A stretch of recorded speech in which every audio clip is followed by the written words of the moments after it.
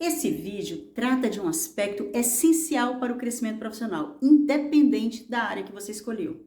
Eu vou começar a te dizer uma coisa que talvez você não tenha percebido. Os mesmos conflitos que aparecem na sua vida pessoal podem também estar surgindo na sua vida profissional, nos seus projetos profissionais. Muda o cenário, muda a idade, muda até a profissão, mas o padrão permanece. Você entrou na faculdade, depois começa um estágio, mais tarde um emprego, troca de emprego, muda de equipe, se torna um profissional liberal ou um empreendedor e de repente os mesmos problemas voltam a aparecer. E que problemas são esses? Vou citar alguns. Dificuldade em se comunicar, de lidar com emoções, de realizar trabalho em grupo, de encarar o novo, de vivenciar conflitos nas relações, sentimentos de insegurança, medo de se posicionar, dificuldade em lidar com o erro, com a gestão de tempo, com pressão, com mudanças repentinas. São inúmeros os desafios que enfrentamos no ambiente profissional. E isso acontece porque, na maioria das vezes, o problema não é técnico, é relacional, emocional, ou seja, comportamental. E é exatamente isso que chamamos de soft skills. Esse tema não é modismo, é um tema que não dá para desconsiderar, realmente importa. Esse termo soft skills surgiu no século XX, inicialmente em estudos ligados ao exército dos Estados Unidos, quando perceberam que habilidades técnicas não eram suficientes para formar bons líderes, bons times e boas decisões. Mais tarde, a psicologia organizacional e todo o universo do mundo do trabalho ampliaram esse conceito para nomear habilidades ligadas à comunicação, à cooperação, à tomada de decisão, regulação emocional, relacionamento interpessoal, ou seja, são habilidades humanas básicas, mas que não foram ensinadas sistematicamente em casa, na família, nem na escola, nem na universidade, nem no trabalho, na verdade, em lugar nenhum. Algo que era para ter sido vivenciado ao longo da vida do jovem não aconteceu. A maioria de nós aprendeu isso no improviso, observando adultos que também não tinham repertório emocional e relacional bem desenvolvido. E hoje se espera que o jovem, que eles sejam competentes em cada uma dessas habilidades. Eles já entram no mercado sendo cobrado por algo que nunca aprenderam. Os adultos que deveriam ter sido seus formadores repetem padrões antigos porque não desenvolveram esses comportamentos que são fundamentais para uma boa execução de um trabalho. Vimos aqui, portanto, uma lacuna estrutural na formação humana. Essas habilidades, que chamamos de socioemocionais, é importante dizer que determina como você funciona. Como, por exemplo, você precisa se expressar quando entra em conflito, quando trabalha com outras pessoas, quando precisa decidir sobre pressão. Existem pesquisas no Brasil que apontam que essas habilidades estão sendo cada vez mais valorizadas na contratação de jovens, não porque sejam extras, mas porque sem elas o conhecimento técnico não se sustenta. Segundo uma reportagem da Exame publicada em 7 de abril de 2025, muitas empresas ainda entram na lógica de contratar profissionais pelas suas hard skills, ou seja, habilidades técnicas e conhecimentos específicos, mas acabam enfrentando problemas quando esses profissionais precisam lidar com situações reais do dia a dia. A reportagem destaca que as soft skills, habilidades como comunicação, colaboração, maturidade emocional, deixaram de ser acessórios para se tornarem decisivas na permanência e no sucesso dentro da organização.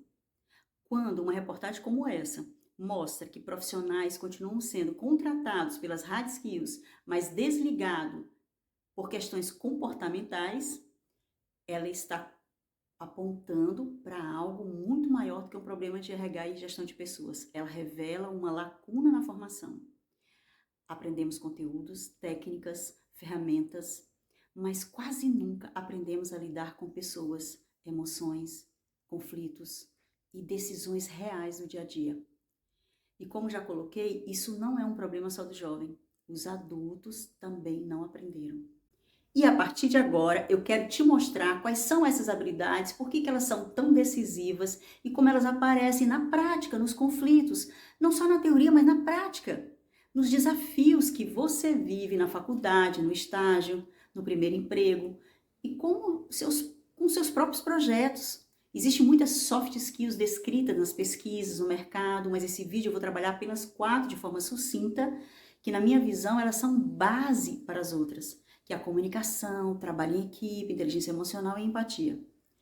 Outras 4 ficam para o próximo vídeo e depois cada uma delas será aprofundada em uma playlist própria. E aí vamos começar aqui com a comunicação. A comunicação costuma ser o primeiro ponto onde tudo trava. Na prática, isso aparece da seguinte forma: você explica um trabalho a uma pessoa, a um grupo, e eles entendem outra coisa. Você entrega algo, isso precisa ser refeito. Você evita falar numa reunião porque tem medo de errar, de não saber se posicionar. Isso aparece na faculdade, em apresentação de seminários, TCC, no trabalho em equipe, no estágio, nas reuniões, em entrevistas de emprego. Eu conheço muitos jovens que passaram a graduação inteira, no final da graduação ainda não conseguiram estágio porque tem medo de ir para entrevista. A fala trava, é a voz que não sai. Acaba sendo uma comunicação ineficaz, mas antes de qualquer técnica de comunicação, existe um obstáculo central que aparece como uma questão muito comum entre os jovens, que é o medo de se expor. Enquanto esse medo não é encarado, a pessoa pode até saber o que dizer, mas não consegue dizer. E quando a comunicação falha, ela puxa para o próximo problema. Quando você não consegue se expressar bem, além de poder trazer consequências para o seu desempenho como estudante ou como profissional, também compromete o trabalho em equipe, as tarefas. Os projetos começam a falhar. Na prática, o que acontece? Alguém some porque não se sente pertencente, porque está se sentindo inseguro. Alguém centraliza porque não confia no grupo. Surgem ruídos, mágoas silenciosas e conflitos expostos e velados. Na faculdade, o trabalho vira o estresse. No estágio, você começa a ser visto como uma pessoa difícil. No trabalho, tudo pesa, a produção cai. E aqui fica claro uma coisa muito importante: o trabalho em equipe não é simplesmente juntar pessoas ou dividir tarefas, é a capacidade de alinhar expectativas, de lidar com diferenças, de sustentar conversas difíceis e manter um vínculo mesmo quando surgem tensões, e principalmente aprender a lidar consigo mesmo e com o outro. Quando isso não acontece, o problema não é técnico, é relacional. E é aqui que a inteligência emocional entra. Daniel Goleman, psicólogo e cientista, ficou conhecido mundialmente por popularizar o conceito de inteligência emocional. Em 1995, ele publicou o livro Inteligência Emocional, que passou mais de um ano como best-seller. Mostrou que para ter sucesso na vida, não basta ter conhecimento técnico ou um alto QI. É preciso entender e aprender a lidar com emoções nossas e as dos outros. Goleman não inventou o termo inteligência emocional, mas foi quem tornou essa ideia amplamente conhecida e aplicada na educação, na gestão de pessoas e, é claro, no ambiente profissional. Quando a gente fala da falta de inteligência emocional, não está falando de algo abstrato, teórico. Isso aparece o tempo todo na realidade de qualquer pessoa, não só na sua.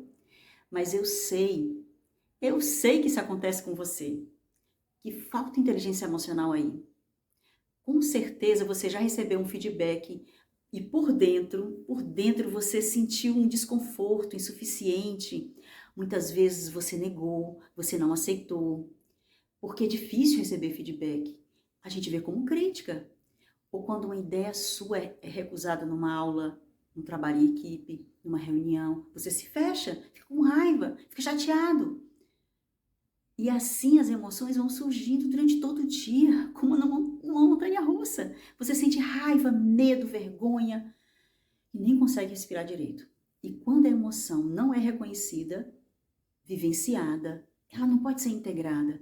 Nessa situação, ela tende a se manifestar diretamente ali no comportamento, no tom da voz, na postura corporal ou na forma de reagir ao outro.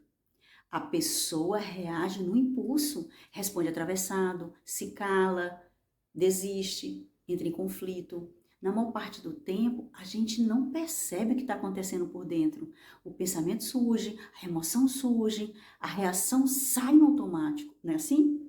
Quando isso acontece, não existe espaço entre o que sentimos e o que fazemos. E é exatamente aí que os conflitos começam a acontecer. A emoção, ela assume o controle da ação sem ser percebida. Pense numa situação aí, comum. Veja só, você chega tenso para uma reunião, ou para a apresentação de um seminário na faculdade, ou mesmo para uma conversa com o gestor, e antes mesmo de você falar, o corpo já está contraído, a mente está acelerada, cheia de historinha. Vou errar, vão me julgar, eu não sou bom o suficiente. E haja pensamento. Isso acontece com você? Sem perceber esse movimento interno, você fica só na reatividade, ou se cala, ou se defende, se fecha, ou fala de forma ríspida, alto demais, baixo demais, rápido, e tudo isso dificulta a comunicação, dificulta a realização da tarefa. E aqui está um ponto importante. O problema não é a falta de técnica sobre comunicação, é a falta de consciência do que está acontecendo por dentro com você. A proposta é algo que é simples e ao mesmo tempo é bem desafiador. Precisamos aprender a observar esse movimento interno, os pensamentos que surgem, emoções, tensões, sem tentar corrigir, sem tentar controlar ou eliminar nada. É isso que tem que ser feito. E não se separar dessa experiência, a gente não se separa dela. Seja ali tudo o que está acontecendo até que essa emoção possa se dissolver. Quando essa observação acontece, algo muda, surge ali um espaço, um pequeno espaço. E nesse espaço, que uma ação livre dessa confusão toda, uma ação que é natural, ela se torna possível.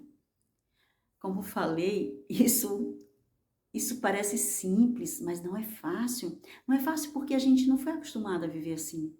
Mas isso transforma tudo. A forma como você fala, a forma como você escuta, como você reage às críticas, a forma como você lida com elogios ou com críticas, com as frustrações, com as pressões, com todo o conflito, que é interno e externo também.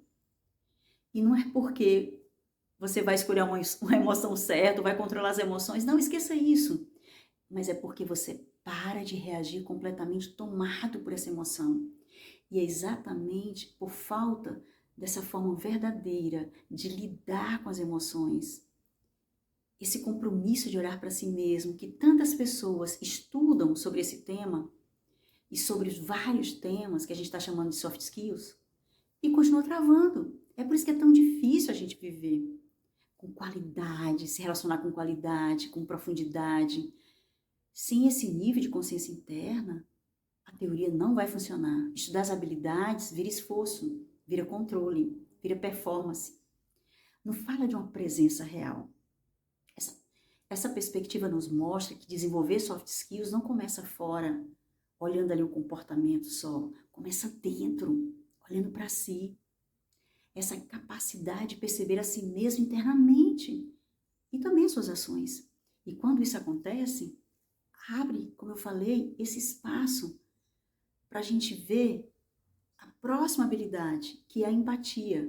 Se a gente for procurar um conceito de empatia de forma profunda, a gente vai ver que empatia é uma compreensão respeitosa do que o outro está vivendo.